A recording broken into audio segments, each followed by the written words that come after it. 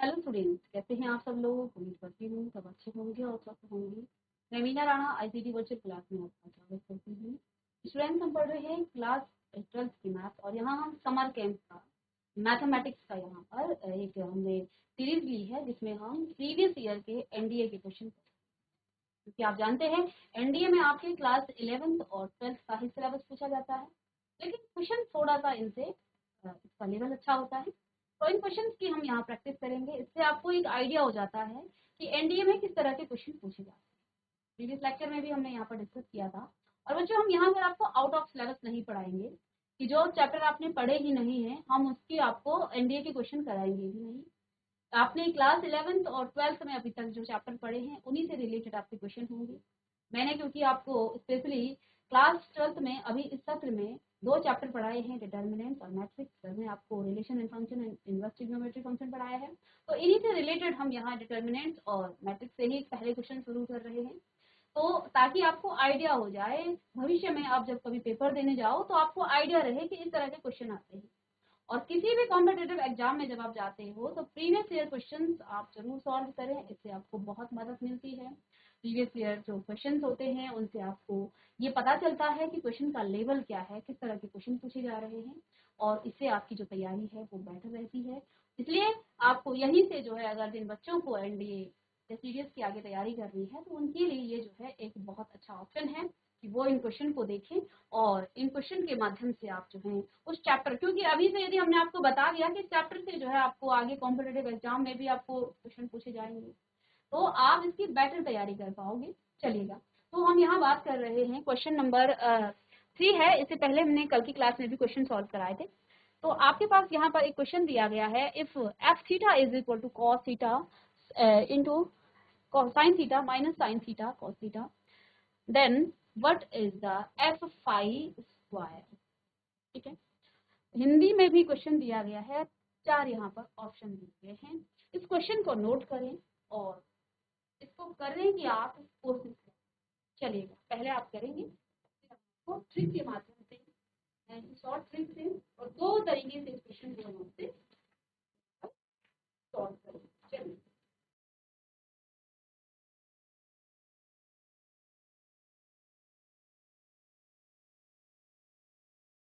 यहाँ बेटा आपको दिया गया है F theta is equal to, F theta आपको दिया गया है। चलिए, क्वेश्चन को थोड़ा सा हम छोटा कर लेंगे।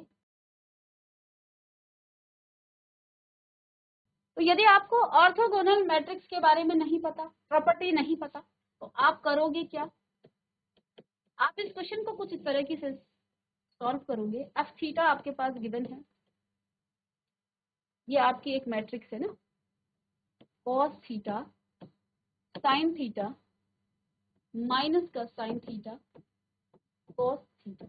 अब बेटा आपको क्या निकालना है, आपको निकालना है एफ पाई का होल स्क्वायर करना है। तो आप क्या करोगे, पहले तो जहां थीटा है वहां पाई रखोगे। एफ पाई आपके पास क्या आ जाएगा, कॉस पाई साइन पाई और माइनस का साइन पाई और कॉस पाई। ये आपके पास क्या आ जाएगा, f of pi, f of pi आपके पास ये आ जाएगा। ठीक है, तो बेटा आप जानते हैं कॉस पाई की वैल्यू आपके पास क्या आ जाएगी, माइनस का 1, ये 0 हो जाएगा, 0 और माइनस का 1। और यदि मैं यहां से माइनस साइन को कॉमन ले लूं तो ये आपका क्या आ गया है, 1 0 0 1।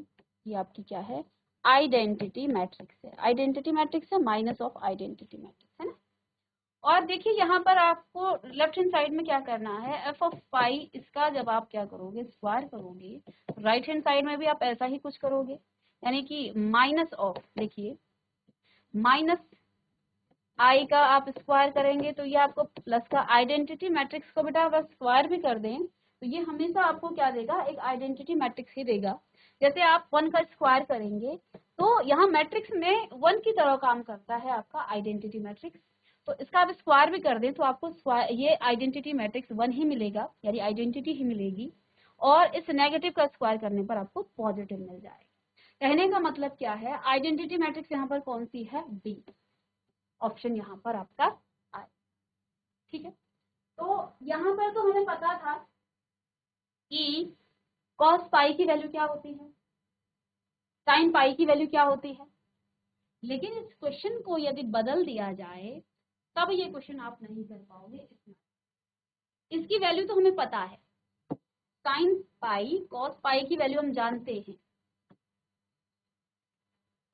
लेकिन इसी क्वेश्चन को मैं यदि यहाँ पर पाई की जगह एफ ऑफ पाई की जगह बेटा इसे पाई बाई 24 कर दिया जाता, इसमें आपको एफ ऑफ पाई बाई 24 कर दिया जाता, तब आप कैसे निकालते इस क्वेश्चन को, तब आप मेथड से नहीं कर पाते। तो पहला मेथड तो यहाँ पर साइन कॉस था माइनस साइन कॉस था, तो हमारे पास पाई की वैल्यू हम जानते हैं, हमने डायरेक्ट वैल्यू रखी और डायरेक्ट इसका मान निकाल दिया। चलिएगा इसे नोट करेंगे।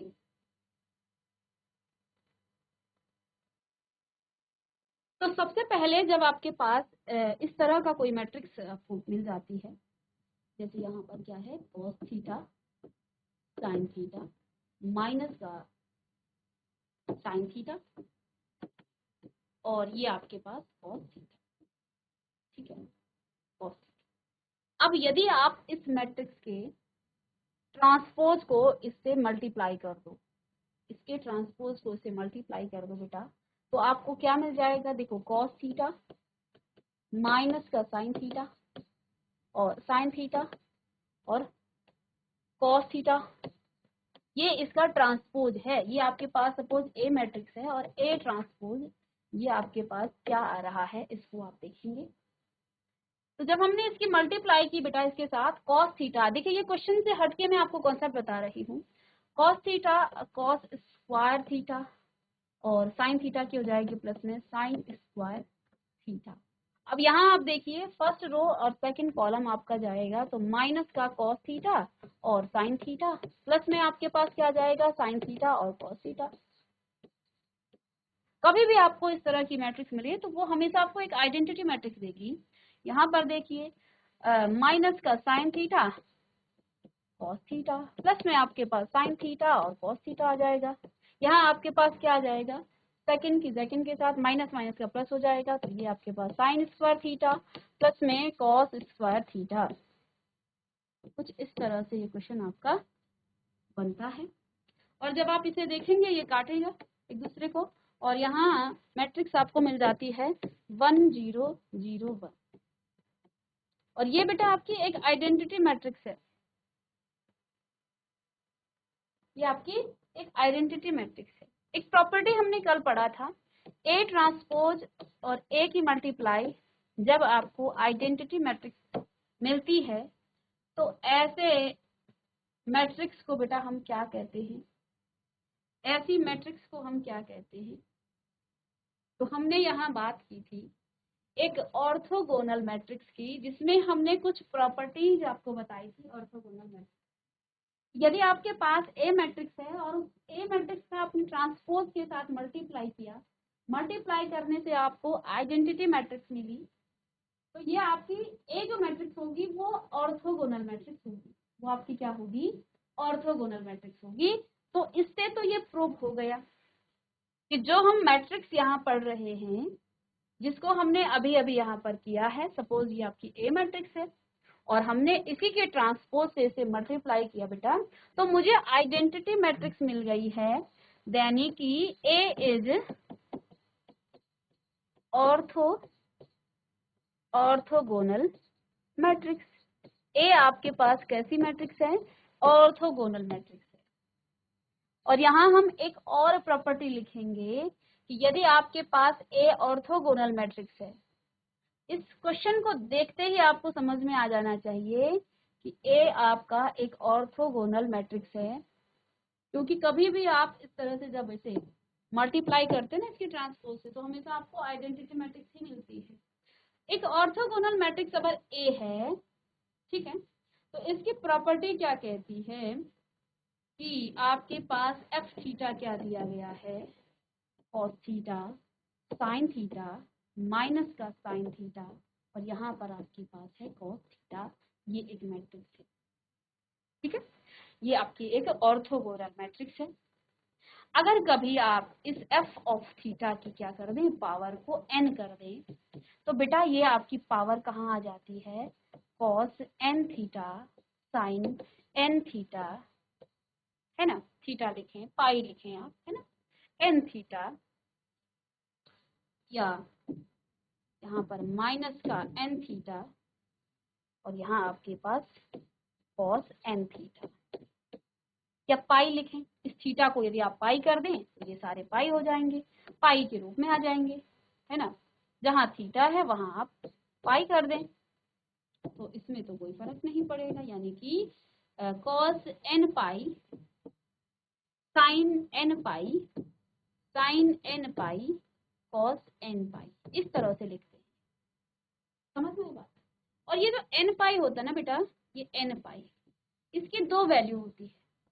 n पाई बेटा आपका जब इवन होता है, यानी कि इवन यानी यहाँ पर नंबर जो है n आपका जब इवन होगा बेटा,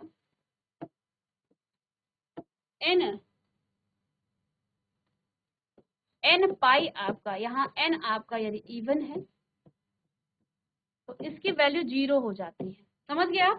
अगर n आपका इवन है तो इसकी वैल्यू 0 हो जाएगी, और अगर n पाई में n आपका ऑड है तो इसकी वैल्यू पाई होगी, इसका मान पाई होगा।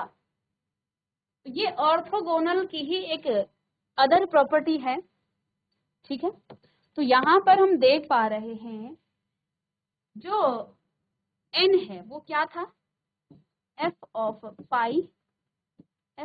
पाई की पावर क्या थी, 2 थी। तो इसे आप किस तरह से लिखेंगे, cos 2 पाई साइन 2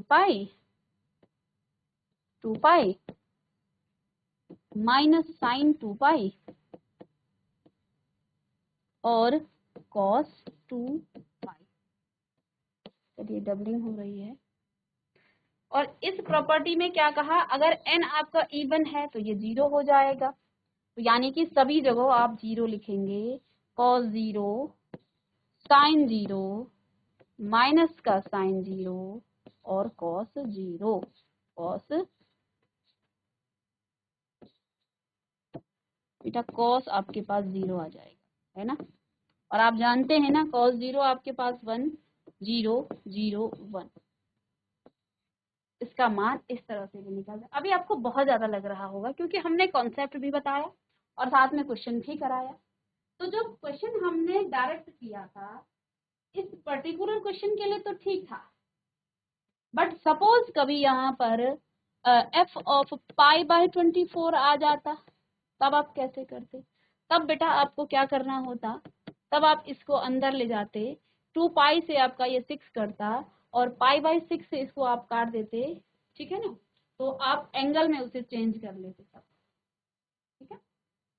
तो एक ऑर्थोगोनल जो मैट्रिक्स है उसके लिए आपके पास एक प्रॉपर्टी हमने कल की क्लास में पढ़ा, इससे तो हमने देखा जो मैट्रिक्स दी गई है वो तो ऑर्थोगोनल मैट्रिक्स है। अगर ऑर्थोगोनल मैट्रिक्स है तो इसकी एक और प्रॉपर्टी है, क्या प्रॉपर्टी है, इस तरह से कि एफ ऑफ पाई की पावर अगर n है तो n आपका एंगल में चला जाता है, और एंगल में n अगर इवन हो तो वो 0 होगा, ऑड होगा तो पाई होगा। तो बस इतनी सी प्रॉपर्टी है। अब आपको बहुत ज्यादा लगा होगा क्योंकि हमने पहले तो ये चेक किया कि ये जो मैट्रिक्स है ये आपकी ऑर्थोगोनल है, और आपको अगर क्वेश्चन में सीधे दिया जाए, क्वेश्चन में दिया है क्या, क्वेश्चन में दिया है आपको, क्वेश्चन में नहीं दिया है, हमने देखा कि ये तो आपकी एक ऑर्थोगोनल है, तो यहाँ डी आंसर आपका आ जाएगा। तो इस क्वेश्चन को आप दोनों तरीके से कर सकते हैं। चलिएगा, ठीक है। अब आप कहेंगे कि ये क्वेश्चन आपका जो है आपने दूसरे मेथड बना, इससे पहले तो हमने इस मेथड से कर दिया था। तो बेटा मैंने आपसे यही कहा कि अगर इस क्वेश्चन को थोड़ा सा चेंज कर दिया जाए, f ऑफ पाई की जगह पाई बाय 24 होता, तब आप क्या करते, और इसकी पावर अगर 6 होता तब आप क्या करते। तो हमारे पास ऑर्थोगोनल जो मैट्रिक्स है उसकी प्रॉपर्टी क्या है कि कॉस जो आपकी पावर है वो आगे चला जाएगा, 6π/24 साइन 6π/24 और माइनस का साइन 6π/24, इसी तरह से 24 लिख लीजिएगा यहाँ पर, इसी तरह से कॉस 6π/24। आई बात समझ में? तो इसको जब आप काटोगे ना तो ये आपके पास क्या आ गया है, cos π/4 sin π/4 और माइनस का sin π/4, ठीक है। और इधर आपके पास आ जाएगा cos π/4। π/4 का मतलब है 1/√2, तो बस इसकी वैल्यू आप आराम से रख सकते हो। तो ये उन क्वेश्चंस के लिए प्रैक्टिस है जो यहाँ पर आपको दिया नहीं गया है, लेकिन नेक्स्ट जो एग्जाम होगा उसमें क्वेश्चन कुछ इस तरह से घुमा करके आपको दिया जा सकता है। तो यदि मुझे ऑर्थोगोनल मैट्रिक्स की प्रॉपर्टी पता है तो मैं इसको इजीली कर सकती हूँ, नहीं तो हम यहाँ फंस जाएंगे कि इस 6π को कहाँ डालें। तो ये जो क्वेश्चन कुछ आपको दिखते हैं ना, ये आपके कुछ प्रॉपर्टी बेस्ड होते हैं, ठीक है, जिनको आप डायरेक्ट कर सकते हैं, लेकिन प्रैक्टिस के बिना आपको ये कभी भी मालूम नहीं होगा कि इसको आप इस तरह से कैसे करोगे। चलिए इसको आप नोट करें और इसके बाद नेक्स्ट क्वेश्चन करते हैं। चलिए बच्चों, इसके बाद आपके पास एक क्वेश्चन यहाँ पर है, क्वेश्चन नंबर 4। चलिएगा,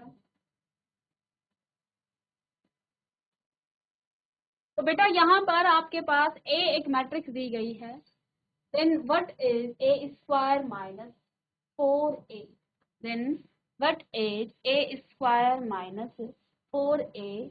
अब इस क्वेश्चन को यदि हमें एग्जाम का कोई आइडिया नहीं है तो हम इस क्वेश्चन में क्या करेंगे बच्चों, हम इस क्वेश्चन में पहले A² निकालेंगे और फिर उसको उस पूरे A को हम 4 से मल्टीप्लाई करेंगे और ये सब करने के बाद तब हमें आंसर मिलेगा। और ये सब करने में आपके लगभग 3 से 4 मिनट निकल जाए, जबकि ये क्वेश्चन आपका 30 सेकेंड का क्वेश्चन है। इस तरह से चलिए, तो एक मेथड तो आप जानते हैं कि आपने क्या किया, आपने क्वेश्चन उठाया, ए आपके पास है और पूरे ए को फिर दोबारा से आपने ए को मल्टीप्लाई किया, फिर आपने ए को दोबारा उसमें 4 की मल्टीप्लाई की, फिर A² जो आया उसमें से आपने 4A को क्या किया, माइनस किया, और ये क्वेश्चन आपका बहुत लंबा हो जाएगा यदि हम इसे ट्रिक से ना करें। तो यही क्वेश्चन जो आपका मल्टीपल चॉइस क्वेश्चन है ये आपका बहुत लेंथी क्वेश्चन बन जाएगा। बट बेटा हमें यहाँ पर स्मार्टली काम करना है, हमें यहाँ इस क्वेश्चन में ऑप्शन देखना है।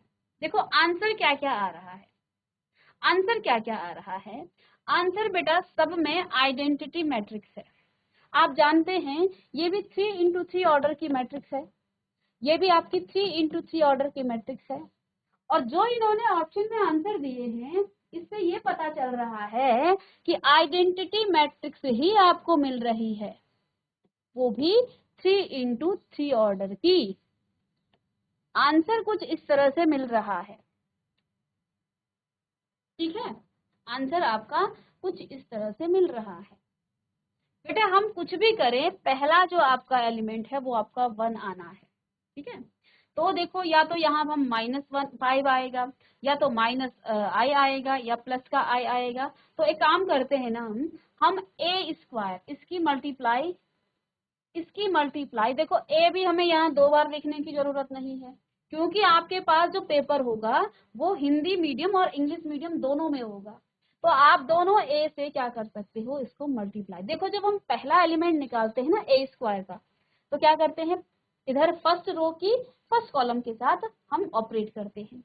तो देखिए 1 1 जे 1, प्लस में आपके पास 2 2 जे 4, प्लस में 2 2 जे 4 आ गया। इन दोनों को आपने क्या किया, ऐड किया, और यहाँ पर 9 आपके पास आ गया, ठीक है, 9 आपको यहाँ पर मिल जाता है। फिर देखो ये सिर्फ पहले एलिमेंट की हम बात कर रहे हैं, अब इसका माइनस करना है हमें, पूरा क्वेश्चन हमें सॉल्व नहीं करना है, हमें क्या करना है, इस 9 को माइनस करना है किससे, 4A से, यानी कि A तो आपके पास ये है, इसकी मल्टीप्लाई जब आप 4 से करेंगे तो ये क्या हो जाएगा, 4 हो जाएगा। 9 - 4 आपके पास क्या आ गया बेटा, 5 आ गया। ठीक है, लेकिन ये माइनस का नहीं है, ये प्लस का है। यहाँ पर डी ऑप्शन आपका सही है। यदि आप क्वेश्चन को समझ गए तो ठीक है, नहीं तो हम वापस समझाएंगे। इस क्वेश्चन में करने को आपके पास बहुत कुछ है, लेकिन जब भी हम कॉम्पिटिटिव एग्जाम में जाते हैं, एनडीए का पेपर देने जाते हैं, आपके पास वहाँ 300 क्वेश्चन, मैथ्स के जो है बहुत सारे क्वेश्चन होते हैं, जिसमें आपको लगभग एक क्वेश्चन को 1 मिनट से ऊपर नहीं देना है। अगर आप 1 मिनट या 30 सेकंड से ऊपर देते हैं तो आपका पेपर छूट जाएगा, आप पेपर सॉल्व नहीं कर पाओगे। अब इस क्वेश्चन का जो रिटर्न जो आप लिखेंगे इसको, तो अगर पूरा करने पे आए तो 5 मिनट इसी पे लग जाए, तो फिर आपका टाइम कहाँ से आप क्वेश्चन को बताओ। तो हमने इस क्वेश्चन को थोड़ा स्मार्टली किया। हमारे पास a² - 4a था, a भी मुझे गिवन है, और आंसर मैंने देखा पीछे आपके पास आइडेंटिटी मैट्रिक्स ही आ रही है। ठीक है, तो हमने क्या काम किया, पहले इस a² का मतलब है इस a को हमने मल्टीप्लाई करना है। मल्टीप्लाई करने के लिए पहला एलिमेंट कैसे आता है, पहले मैट्रिक्स के रो और दूसरे मैट्रिक्स के कॉलम लेते हैं। तो देखो हमने 2 बार भी नहीं लिखा, क्वेश्चन में ही दिया गया था। यहाँ पर एक हिंदी में लिखा होगा और एक इंग्लिश में लिखा होगा। तो हमने किया क्या, इस रो को 1 1 j 1 प्लस में 2 2 j 4 2 2 j 4 लिखा। तो पहला एलिमेंट आ गया है 9। क्वेश्चन पूरा नहीं करना है क्योंकि आइडेंटिटी ही मिल रहा है आपको पीछे से। माइनस में होगा 4a, यानी कि इससे 4 की मल्टीप्लाई करोगे तो आपने यहाँ पर 4 किया माइनस में, तो आपके पास 5 आ गया है। और जब आप इसे कॉमन लोगे, यानी इसे सॉल्व करोगे, 5 ही आपके पास आएगा, ये पॉजिटिव का, तो ये आपका आंसर होगा। तो यहाँ पर I3 is the identity matrix of order 3। ये अंडरस्टूड है, ये आप जानते हैं कि जब कभी आपको I2 दिया गया हो तो ये आइडेंटिटी मैट्रिक्स है ऑर्डर 2 की, I3 दिया गया हो तो ये आइडेंटिटी मैट्रिक्स है ऑर्डर 3 की, या फिर I4 दिया गया हो तो आइडेंटिटी मैट्रिक्स है ऑर्डर 4 की। तो ये क्वेश्चन जो है बहुत लेंदी होने वाला था यदि हमें ऐसा आइडिया ना होता कि हम इस क्वेश्चन को ऐसे भी कर सकते हैं। चलिए क्वेश्चन को नोट करेंगे। बहुत सारे क्वेश्चन हमारे ट्रिक से हो जाते हैं, थोड़ा सा सोचने पर उसको हम स्मार्टली कर सकते हैं। बहुत सारे क्वेश्चन कॉम्पिटिटिव में आपके जो आपकी प्रॉपर्टी बेस्ड क्वेश्चन होते हैं उन पर आधारित प्रश्न आते हैं। चलिएगा question number 6। Question number 6, let माना a is equal to 3 - c 4 2 - 3 and 4 0 - 1 and 1. What is a into adjoint of a equal to a और adjoint a किसके इक्वल होगा, ये हमें यहाँ पर बताना है। तो हमें adjoint की कुछ प्रॉपर्टी मालूम। क्या प्रॉपर्टी हमें मालूम है, हम जानते हैं a into adjoint of a is equal to, इसको आप रिवर्स कर सकते हैं कि एडजॉइंट ऑफ ए इंटू में ए, ये इक्वल हो जाता है किसके, डिटर्मिनेंट्स ऑफ ए इंटू आई के। समझ गया, ठीक है, डिटर्मिनेंट्स ऑफ ए इंटू आई। इससे हमें क्या फायदा हुआ, देखो इन दो में आपको एडजॉइंट ऑफ ए निकालना पड़ता जो कि लंबा प्रोसीजर था, और यहाँ ए आपके पास 3 into 3 ऑर्डर की एक मैट्रिक्स है। जी हाँ, आई भी आपकी I3 होगी, जिस भी ऑर्डर का ए होगा आई भी आपका उसी ऑर्डर का होगा। अब हमें यहाँ करना क्या है, एक डिटर्मिनेंट एक मैट्रिक्स ले लेनी है, आइडेंटिटी मैट्रिक्स 3 into 2 ऑर्डर की, और डिटर्मिनेंट से उसकी मल्टीप्लाई करना है। अब देखो यहाँ पर क्या है, जो हम लास्ट वाला ले रहे हैं ना, ए डिटर्मिनेंट इंटू I3। तो देखो ए डिटर्मिनेंट बाहर से है, मैट्रिक्स बेटा आपके पास क्या आएगी, पहले तो हम आइडेंटिटी मैट्रिक्स लिखेंगे 1 0 0 0 1 0 0 0 और 1। ये तो आपकी क्या है, आइडेंटिटी मैट्रिक्स है। अगर हम डिटर्मिनेंट्स के अंदर मल्टीप्लाई कर दें तो यहाँ तो आपके पास ए डिटर्मिनेंट्स होगा, ये 0 0 होगा, देखो इसकी मल्टीप्लाई भी करेंगे तो 0 ही तो आएगा। तो 0 डिटर्मिनेंट्स ऑफ ए 0 0 0 और डिटर्मिनेंट्स ऑफ ए। अब देखिए हमने इस क्वेश्चन को कितना इजी बना दिया। अगर हम इसे एडजॉइंट से करते तो ये जो क्वेश्चन है ना, ये बहुत आपको टफ पड़ता। आप लेंदी होता, टफ नहीं कह सकते हैं, लेंदी क्वेश्चन हो जाता।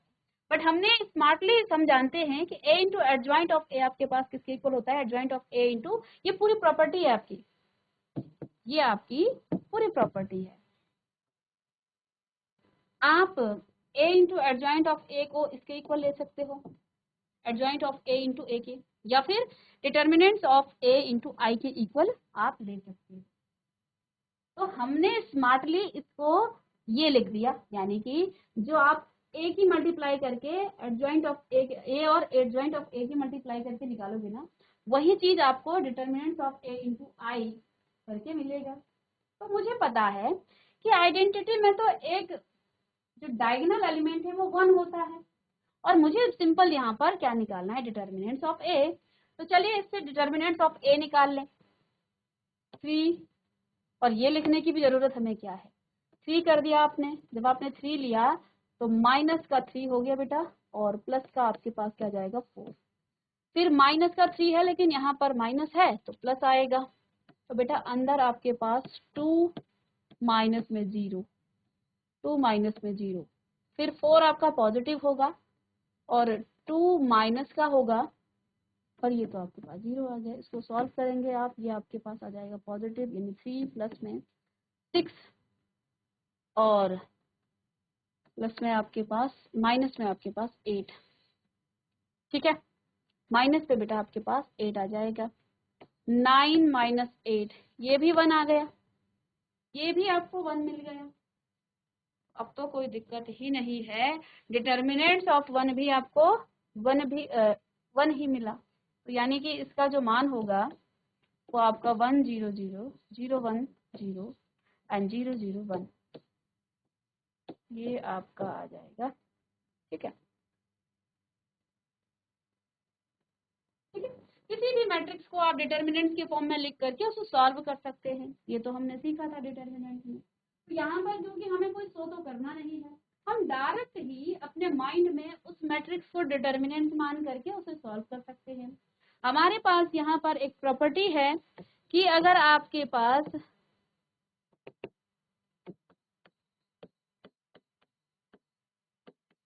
प्रॉपर्टी आपके पास क्या है,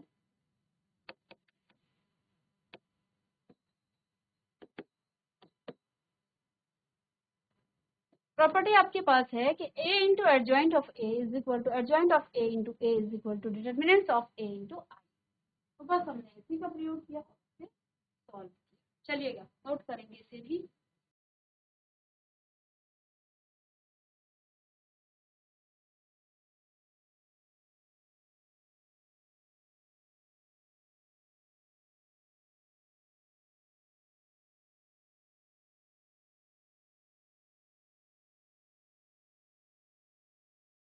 चलिए स्टूडेंट्स, नेक्स्ट क्वेश्चन 2024 एनडीए के पेपर में, what is A inverse, A inverse आपको निकालना है और ऑप्शन दिया गया है।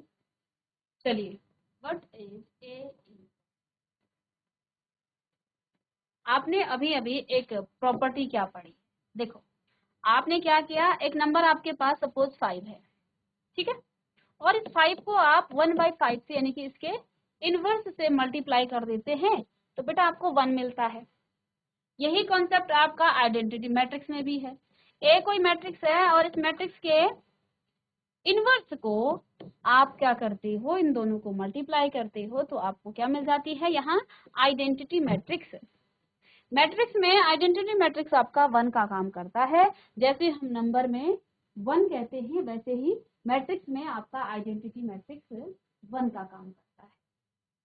और यहाँ पर आपके पास क्या दिया गया है, अब हमें सीधे जो है ए इनवर्स नहीं निकालना है, हम जानते हैं कि ए इंटू